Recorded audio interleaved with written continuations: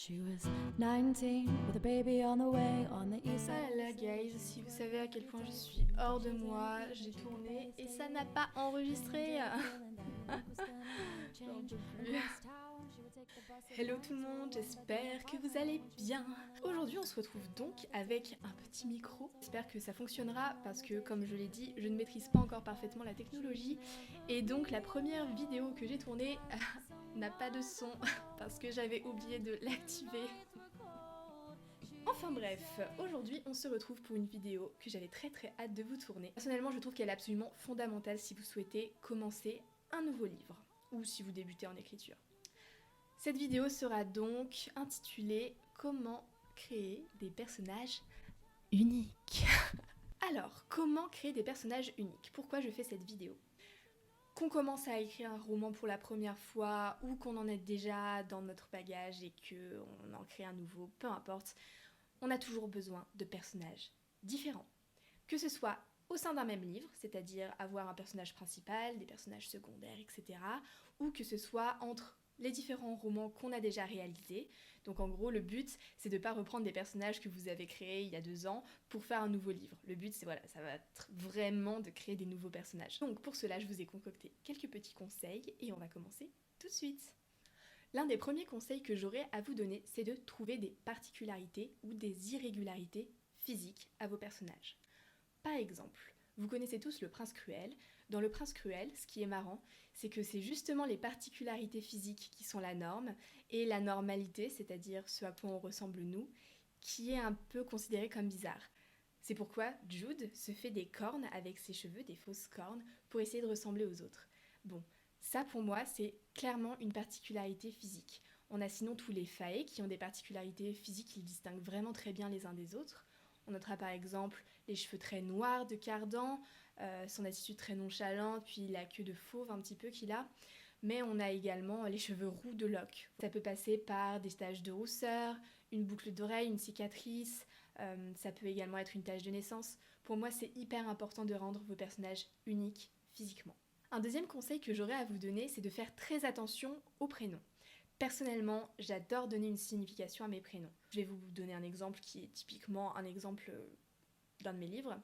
Myosotis, qui est le personnage principal de LGDS, les gardiens du sort Kratos, disponible sur Wattpad, je fais la petite pub.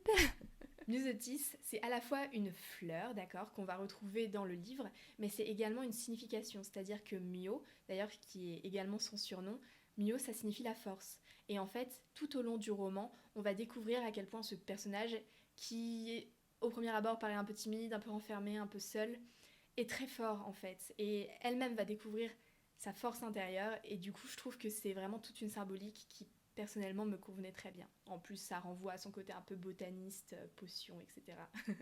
Le troisième conseil, ce serait d'utiliser des métaphores ou des figures de style propres à votre personnage tout au long du livre. C'est particulièrement puissant si vous avez un point de vue interne. Par exemple, si j'avais voulu réutiliser l'exemple de Myosotis, j'aurais pu, dans mon livre, faire une métaphore filée avec des fleurs par exemple, parce que les fleurs, ça renvoie à son prénom, à sa passion pour les plantes, etc.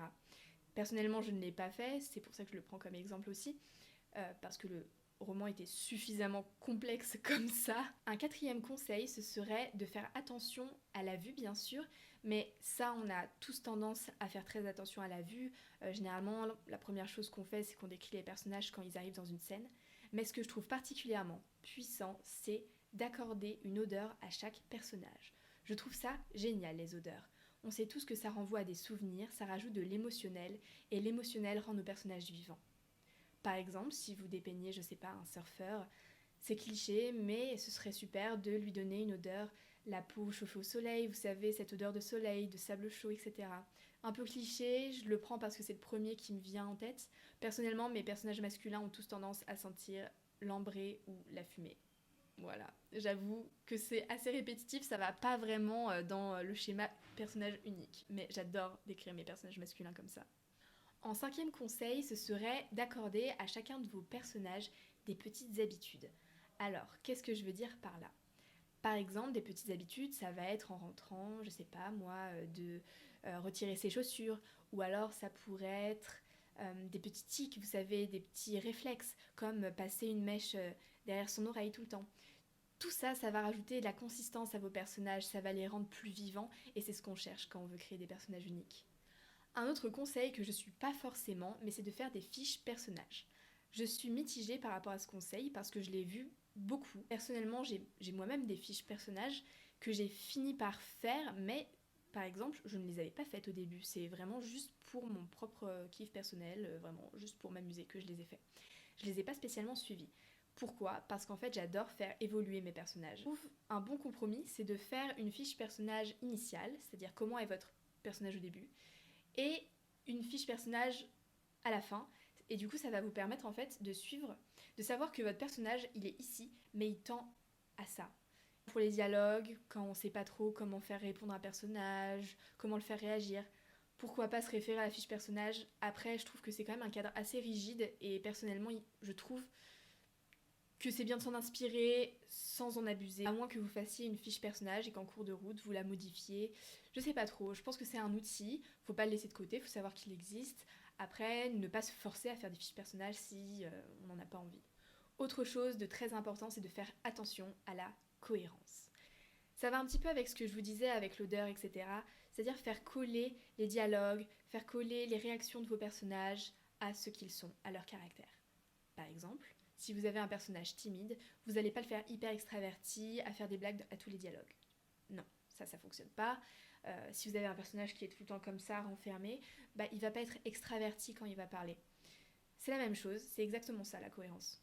Donc faire très attention à ça, ça va avec la qualité du récit, ça va aussi avec la cohérence de l'histoire. C'est vraiment hyper important en fait. Je pense que c'est un des conseils les plus fondamentaux que je pouvais vous donner.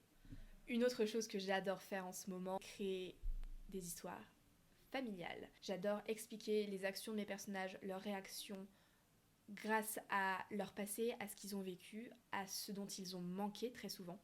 Je trouve ça hyper puissant, ça donne plein d'idées d'intrigues, plein d'idées de paradoxes, plein d'idées, enfin je sais pas, je trouve que vraiment c'est un puits à idées et ça permet encore plus de se mettre dans son personnage et du coup d'y coller et donc ça va avec la cohérence, enfin tout ça est très très mêlé finalement.